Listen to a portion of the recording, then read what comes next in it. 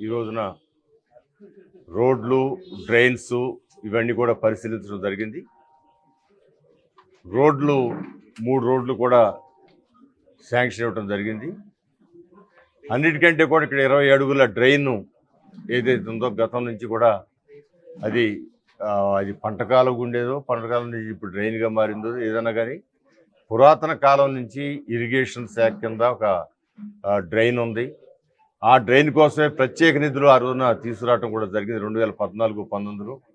అది వెంకయ్యనాయుడు గారు విజయవాడ నగరం మీద ఉన్న ప్రేమతో 500 కోట్లు ఇవ్వటం, దాని మీద కొంతమేరకు వర్కులు జరగడం కూడా జరిగింది. గత ప్రభుత్వంలో దురదృష్టకరం వాళ్ళు ఆ వర్కులన్నీ కూడా నెగ్లెక్ట్ చేయటం వల్ల ఇవాళ అండర్ గ్రౌండ్ డ్రైనేజీలన్నీ విజయవాడలో పొంగుతూ ఉన్నాయి. చాలా వరకు సైడ్ స్టారం వాటర్ డ్రైన్లు అయితే సగం కట్టుండటం వల్ల ఎక్కువ డ్యామేజ్ అవుతూ ఉన్నాయి. దీన్ని మరలా ప్రత్యేకంగా నారాయణ గారితో డిస్కస్ చేయడం జరిగింది మినిస్టర్ గారితో. మినిస్టర్ గారు కూడా మరలా ఆ స్టామ్ వాటర్ డ్రైన్స్ నిధులు ఏవైతున్నాయో వాటిని మరిన్ని కలిపి తీసుకుని ఎన్ని కూడా పూర్తి చేద్దాం. ఒక 6 నెలలు సమయం కొంచెం ఓర్పు పట్టాలి అందరూ. ఎందుకంటే ఇవన్నీ వైట్ పేపర్స్ రిలీజ్ చేయటం కానీ ఎక్కడ ఏం లోటుపాట్లు ఉన్నాయి, ఇది ఏ విధంగా సరి చేసుకోవాలి, ఇదంతా కూడా చెడిపోయిన వాహనాన్ని ఏ విధంగా రిపేర్ చేసి మరలా రోడ్డు మీద పెట్టాలో అటు ఆంధ్ర రాష్ట్రం ఇవాళ గత 5 సంవత్సరాల జగన్మోహన్ రెడ్డి గారి పాలనలో మొత్తం తుప్పులుగా ఊడిపోవటం జరిగింది ఆంధ్ర రాష్ట్రం.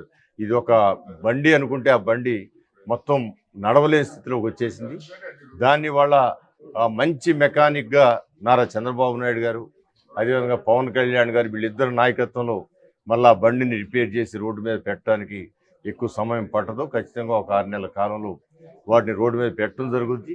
ఖచ్చితంగా స్పీడ్గా పరిగెత్తేటట్టుగా ఈ రాష్ట్రం మొత్తం కూడా అభివృద్ధి. ఇప్పటికే మనం అనేక రకాలుగా కేంద్ర ప్రభుత్వ సహకారంతో కానివ్వండి, వీళ్ళ యొక్క సమర్థతతో కానివ్వండి చాలా వరకు రెక్టిఫై అవుతూ ఉన్నాయి.